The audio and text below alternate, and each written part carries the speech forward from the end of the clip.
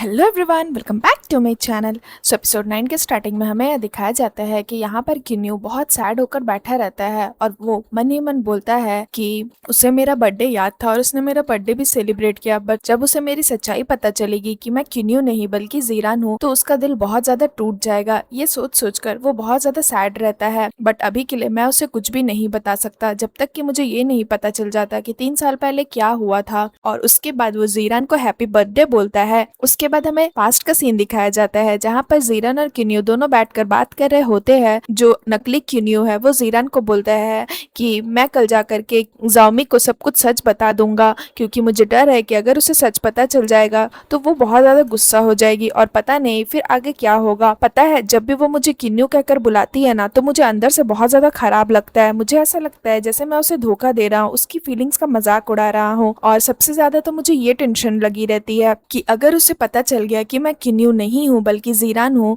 तो वो मुझे पसंद बिल्कुल भी नहीं करेगी। वो तो तुम्हारी पेंटिंग्स को पसंद करती है जिसके वजह से उसे मैं पसंद हूँ। उसे लगता है कि किन्यू बहुत ज्यादा अच्छा पेंट करता है इसलिए वो मुझे लाइक करती है। तो यहाँ पर जो जीरान रहता है वो उसे बोलता है कि तुम इतना क्यों सोच रहे हो, तुम्हारे लिए उसकी फीलिंग्स सच है और उसके लिए तुम्हारी फीलिंग सच है, तो बस फीलिंग्स मैटर करता है और कुछ भी नहीं। मुझे पता है कि तुम उससे प्यार करते हो और तुम्हारी फीलिंग्स उसके लिए जेन्युइन है और वो भी तुमसे उतना ही प्यार करती है, तो बाकी सब कुछ मैटर नहीं करता है। उसके बाद हमें प्रेजेंट का सीन दिखाया जाता है जहाँ पर ये सब कुछ किन्यू सोचता है और बैठकर ड्रिंक कर रहा होता है। उसके बाद वो उसके बनाए हुए केक को क्या करता है, उठाकर डस्टबिन में डाल देता है। उसके बाद हमें नेक्स्ट सीन में दिखाया जाता है कि तभी सुबह होती है और उसकी नींद खुलती है तो उसे याद आता है कि उसने केक को डस्टबिन में फेंक दिया था।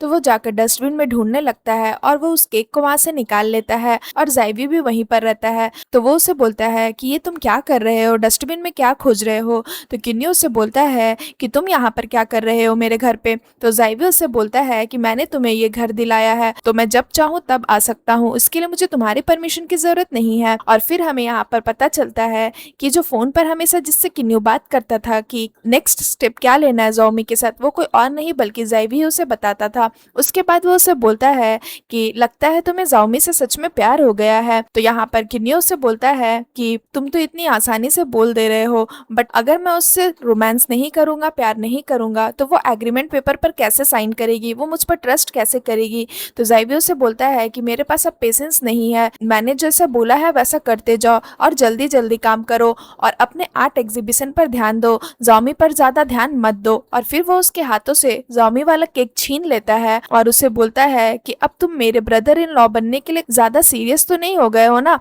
यहाँ पर जाइवी जाओमी के प्यार में पड़ने के लिए उसे मना करता है और फिर उसके केक को अपने पैरों से कुचल देता है और वहां से चला जाता है। तो किन्यू को बहुत ज्यादा गुस्सा आता है जाइवी की इस हरकत पर। तभी गेट नॉक होता है तो किन्यू को लगता है कि फिर से जाइवी ही आया है, तो वो गुस्से से जाता है गेट खोलने। तो वो देखता है कि जाइवी नहीं बल्कि जाओमी वहां पर खड़ी है। यहाँ पर जाओमी तो बहुत खुश रहती है क्योंकि उसे भी किन्यू धीरे धीरे पसंद आ रहा होता है।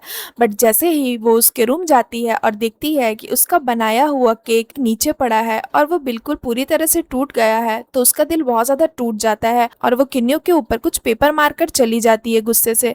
तो वो पेपर कुछ और नहीं बल्कि ट्रेवल टिकट रहता है जो जाओमी ने बुक किया था उन दोनों के घूमने के लिए, यानी कि जाओमी और किन्यू के घूमने के लिए। तो जैसे ही किन्यू ये देखता है उसे बहुत बुरा लगता है और वो जाओमी के पास जाता है मनाने के लिए, बट जाओमी उसकी बात नहीं सुनती और वो अपने कार में चली जाती है। उसके बाद यहाँ पर जाओमी अपने कार में आ जाती है और वो बैठकर रोने लगती क्योंकि वो बहुत ज्यादा सैड हो जाती है। उसका दिल टूट जाता है कि उसके इतने प्यार से बनाए हुए केक का कोई भी वैल्यू नहीं रहा किन्यू के लिए। और उसके बाद जैसे ही किन्यू जाने लगता है जाओमी उसे चिल्लाकर बोलती है कि तुम एक नंबर के झूठे हो, तुमने मेरा दिल तोड़ा है। उसके बाद किन्यू दौड़ते हुए जाओमी के पास जाता है और वो उसे किस करने लगता है। उसके बाद यहाँ पर दोनों कार में आ जाते हैं बात करने के लिए। तो जाओमी उससे बोलती है तुम्हें मुझे अगर कुछ बोलना है तो बोलो, वरना मेरे कार से निकल जाओ और मेरी जिंदगी से भी निकल जाओ। तो यहाँ पर किन्यू से बोलता है कि तुम हमेशा सच कहा करती थी, मैं झूठा हूँ, मैं एक नंबर का झूठा हूँ और इवन मैंने तुमसे जो झूठ बोला है वो तुम कभी इमेजिन भी नहीं कर सकती। और फिर वो उसे अपना सच बताता है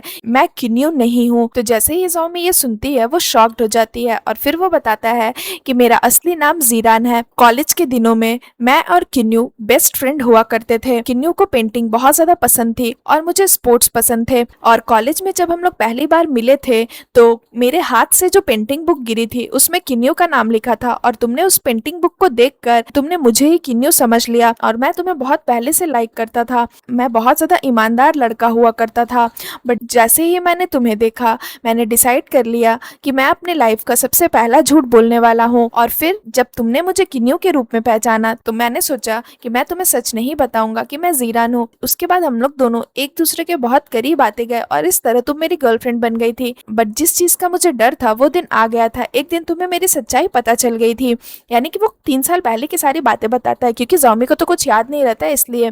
और फिर वो उसे कंटिन्यू करता है बताते हुए कि तुम बहुत ज्यादा डर गई थी और तुम्हें मेरी सच्चाई पता चल गई थी और तुमने मुझसे ब्रेकअप कर लिया था। सच्चाई यानी कि उसे पता चल गया था कि वो किन्यू नहीं बल्कि जीरान है, इसलिए ज़ॉम्बी ने उससे ब्रेकअप कर लिया था। उसके बाद वो बताता है कि ब्रेकअप के बाद मैं अब्रॉड चला गया था और मैंने वहां पर बहुत ज्यादा मेहनत की एक बेटर आर्टिस्ट बनने के लिए, क्योंकि मुझे आशा थी कि एक न एक दिन मैं तुमसे मिलूंगा और वापस से तुम्हें मुझसे प्यार होगा। और मैंने सोचा था मैं एक ऐसा आदमी बनकर दिखाऊंगा जिससे तुम प्यार कर सको। उसके बाद मुझे तुम्हारे एक्सीडेंट के बारे में पता चला। मैं बहुत ज्यादा घबरा गया था और मुझे ये भी पता चला कि तुम्हारी सारी मेमोरी चली गई है, तुम्हें कुछ भी याद नहीं है।